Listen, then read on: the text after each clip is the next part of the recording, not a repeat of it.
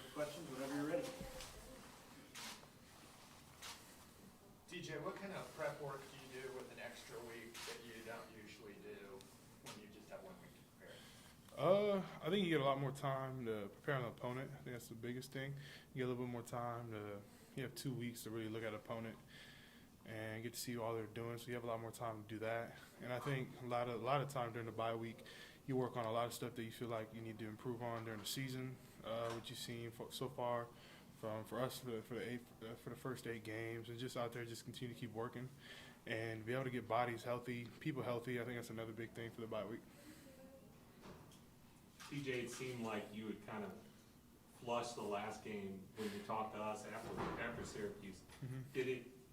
Is it truly done with you? Did you dwell on it at all? Or did you immediately put it in the past and get to work on Notre Dame? Yeah, Sunday you go back and watch the game. For me, you go back and watch the game. You worry about the game then, and after that, you just go on and move on from the next game, and just worry about the present time, worry about today, and all you can do today, and just continue to put your best foot forward each and every day. Did you feel like you kind of found out what went wrong against Syracuse for you, and that you've gotten past it and you're moving forward? Yeah, no, I feel like I figured out what I did wrong, what stuff I could work on, be able to improve that, and make sure that doesn't happen again. And I feel like I've definitely moved on from that, and just excited about playing against Notre Dame. The last time you were at Notre Dame was kind of a big deal for you. You guys didn't win, but you had quite a performance. Do you think about those memories when you're preparing for them this week? Yeah, the biggest thing I remember, I played great, but the biggest thing for me was the loss. I think that was the biggest thing, that we had a chance to win a game. I think the biggest thing is just taking a loss against Notre Dame. So hopefully this time the outcome comes better. We just got to be able to put our best foot forward each and every day. Practice, film study to make sure we come out with a W out there. Did it seem like that game put a lot of expectations on your shoulders from people looking from the outside? Did you feel that way? Was it a little bit unfair? From which game? People thinking you're going to throw for 430 whatever yards every game. Oh, from the Notre Dame game? Yeah. I don't think it put any pressure on me from that expectation. For throwing for that many yards, I don't think so. I expect that out of myself to be able to play my best game each and every day, every time I step on the field. So I don't think it was any extra expectation they put on me. How things are going to be different this time with the night game, with the packed stadium, a little bit different than a couple of years ago. Yeah, no, I'm excited, man. Notre Dame is a great place to play at. Probably one of the richest history of college football. They have Touchdown Jesus there. There's a lot of rich history. They have a movie after Notre Dame with Rudy. And I think it's an amazing place. I think they're an amazing program. Done an amazing job this year and years in the past. I think it's going to be really cool to be able to see there when the stadium's going to be packed. 2 years ago, we had COVID, so I think it's only like 20,000 people there. So this year, I don't know how much it holds. I know it holds a lot. I think it was close to 100. I don't know how much it holds, but I know it's gonna be an exciting time out there at the game at 7:30. DJ, you've already told us a bunch of times how much film you watch in a week. What's an off week like for you? Do you spend 20 hours a day breaking down film simply because you have the free time and don't have a game to worry about on Saturday? I think the off week for me, trying to catch up on stuff like school, catch up with family, hang out with my girlfriend a little bit more, try to take time away from just football a little bit and kind of just relax, be able to reset, to be able to come into these next coming weeks of the season and beyond that. I think it's more of a week just to relax and kind of reset your mind. I think sometimes, man, football's a grind. I think we've been going, Coach Sweeney said, for maybe 12, 13 weeks, kind of fall camp. And that's 12, 13 weeks straight of just preparation. So I think the biggest thing is just to reset your mind, understand where you're at in life, and just taking everything going on, and then reset coming into this week and get back onto the grind. Did you feel like you did a good job of that, like resetting Yeah. yourself? Do you feel a little more refreshed? Yeah, man. I feel like as you talk to us? Definitely. I definitely feel like I did a good job. I got to go home. I haven't been home in a while. I got to see my mom. I got to see my brother. Got to see my pops. Got to see family members. So that was always good to be able to go home and get to see family like that. So it was good for me. So we were talking to Bo Collins earlier. He's a guy, hasn't had a catch in a couple of games, but he said, as receivers, they enjoy each other's success, and it's about winning and things like that. Do you get that sense from your receiver corps that they're unselfish guys? Yeah, I definitely do. 100%. I feel like as a group of guys in the receiving corps, all for each other. I mean, guys aren't selfish. I mean, guys just want to see other people win.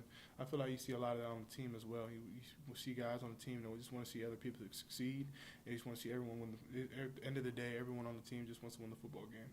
Does that make your job easier as a quarterback when you don't have receivers who are begging you for the ball? Yeah, no, it does make my job easy. I mean, I wish I could get everybody the football. I wish I could throw everybody a touchdown every single game, but that doesn't happen. So when you have receivers like that, it makes my job a lot easier. So I appreciate them for that.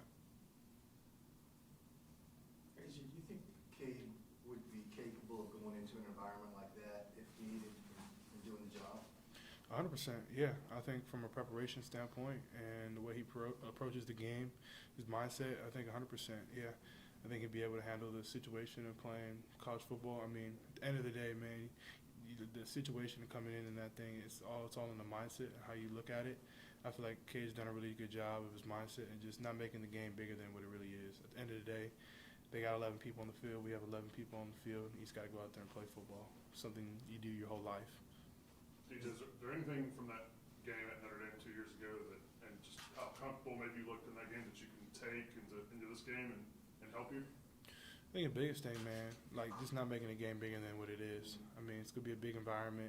It's going to be a night game and all the external factors. I think at the end of the day, you just got to go out there and play football. I mean, you have fun. I mean, you're playing with your brothers, 10 other guys on the team, along with yourself. It makes it 11. And at the end of the day, it's 11 on 11. So, I mean, it's something I've been playing football since I was 5 years old, playing tackle since I was probably 8 or 9. So, you just can't make it bigger than what it really is. You just got to go out there, execute, have some fun, and just go play football.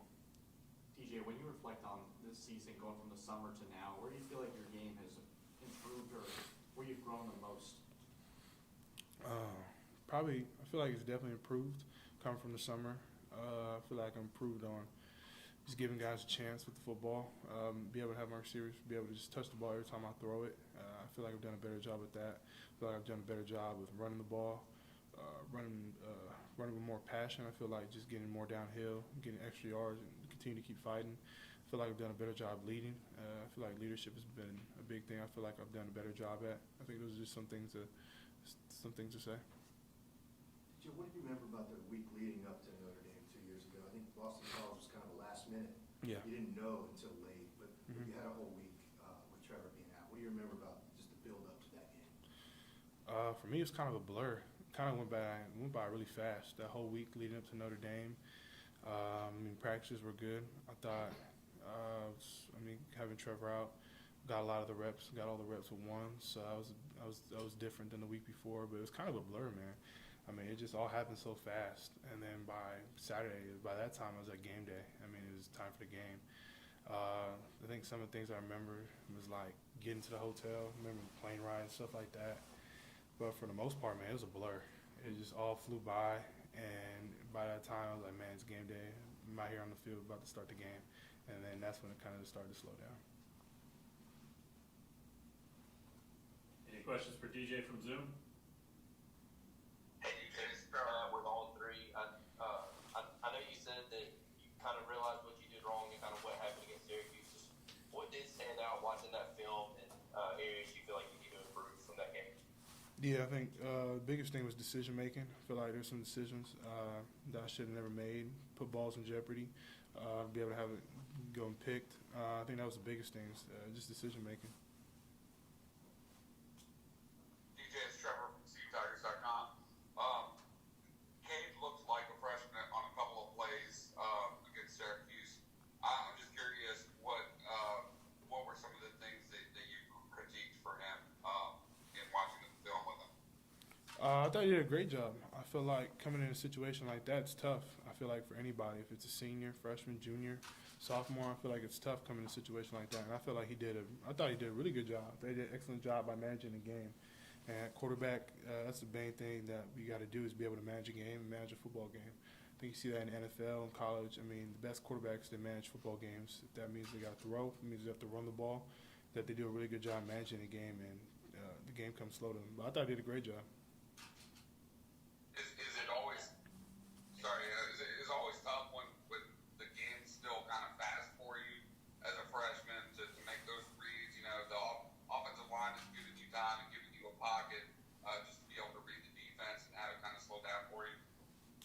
I feel like, can you repeat that question one more time? Yeah, just the learning curve, you know, as a freshman. I mean, you remember you played as a freshman. Just at, you know, what point does it kind of slow down for you? Just the speed of the game. I think it's different everybody. I think the biggest thing with the game slowing down, it's also reps. I feel like that's a big thing, man. The more reps you get, the slower the game starts to slow down. I feel like the more comfortable you get, the more reps you get. So as K gets more and more reps, I feel like he's gonna continue to get more and more comfortable. But he's done an amazing job so far, and I'm excited to see his growth as the season goes on, and excited to see him continue to keep balling, man. It's been great. Thanks, TJ. Yes, sir. Hey DJ, it's Anna Adams with Clemson 24/7. Coach Streeter told us today that one of his messages to you these past couple of weeks was just staying in attack mode and trusting your wide receivers, trusting the offensive line. How do you feel like you stay in that attack mode and not, I guess, become more hesitant? I think for me is just be able to cut it loose each and every play, man. Go out there and attack, like Coach Streeter says, just cutting it loose. Feel like when I play my best is when I'm cutting it loose and not thinking about stuff, and just going out there reacting to what the defense is doing, not second guessing myself, and just going out there and just attacking them, just going out there and just cutting it loose each and every play. TJ, this is Matt again. I'm just wondering, was there anything Syracuse did that maybe confused you or threw you off that led to the bad decisions, or do you just feel like for whatever day or for whatever reason just that day you didn't make good decisions? I just feel like there's just a couple plays I didn't make good decisions on, 2-3 plays that I wish I had them back. Just decisions that I wish I didn't make. Could have been a totally different outcome. Wish I just had those back. And then Coach Streeter was saying you felt like you had a great week of practice last week. Just, I guess, what was it like getting back out there? Did you kind of feel the same way? Did you feel like you bounced back the way you needed to in practice? Yeah, I feel like I had a great week of practice. Feel like I attacked it normal way as I do. I feel like I had a great week of practice. Just continue to keep attacking and just cutting it loose. Last week's practice was good. I just want to be able to carry that into this week. Continue to get better each and every week. Anybody else? Yeah, DJ, I just wanted to ask a couple of big picture college football questions. Yeah. Bo was saying that, you know, he knew one of those Michigan guys who got hurt against Michigan State in the tunnel. Mm-hmm. Do you ever, I don't know, are there situations where you have to go through the same tunnel as an opponent to get to your locker room? And how do you keep guys calm and not getting crazy after, 3.5 hours of going back and forth? For me, I'm fortunate. I don't think I've gone through the same tunnel as the same team. I'm trying to think. For us, I don't think I have. At least for me personally, maybe in high school I have, but I mean, I won't speak too much on what happened with Michigan State. But I mean, it's tough. I mean, when you're playing 3.5 hour game, I mean, tempers are flaring, emotions are high, and especially with a rivalry like Michigan State. I mean, it's tough. I mean, I feel terrible for what happened to the player, but I mean, I don't know. I haven't had that experience of going through the same locker room and stuff like that. So I mean, I can't really speak too much about it. I wanted to also ask about Election Day next Tuesday, a week from Tuesday, with voting. I'm guessing that if you vote, it would be in California. Yes, sir. You're a resident there. Do you take any steps to maybe, I don't know, file an absentee ballot or anything like that? Man, I wouldn't really want to speak about too much on politics. Right. I mean, I don't care who you vote for. I just didn't know. Yeah, I mean, for me, I don't even really know. Right now, man, I've been focused on football. Yeah. Haven't really been too focused on anything else besides football, my teammates here, and everything going on in the facility, sir. So that's probably how I would answer that. TJ, how many days did you get to spend back home in California last week? Flew out Thursday night.